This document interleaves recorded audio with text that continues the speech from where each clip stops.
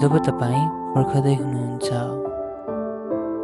जब येशूले आफ्ना चेलाहरूलाई आफ्नो पुनरागमनको बारे बताउँदै हुनुहुन्थ्यो, धेरै मानिसहरूले उहाँ फर्किने समयको भविष्यवाणी गर्न खोजे।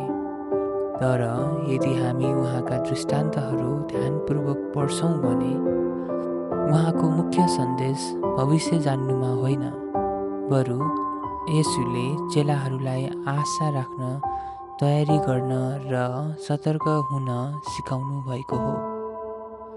सबैभन्दा महत्त्वपूर्ण कुरा, उहाँले चाहनुहुन्छ कि उनीहरूले अहिले नै उहाँको काममा सक्रिय भएर सहभागी होउन्।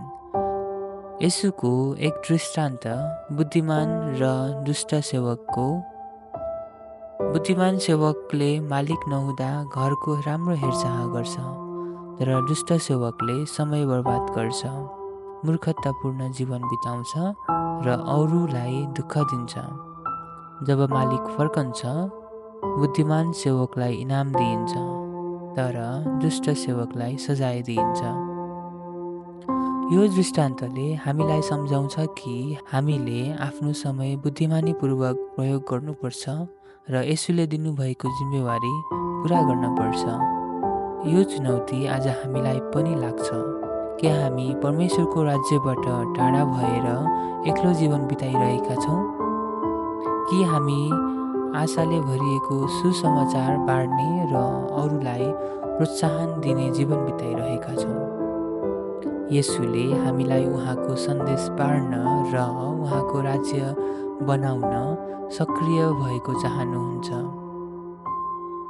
हाम्रो दैनिक जीवनमा व्यस्त हुँदा हामी सजिलै अनन्तको कुरा बिर्सन्छौँ, तर परमेश्वरले यो समय प्रयोग गरेर उहाँको काम गरेको चाहनुहुन्छ।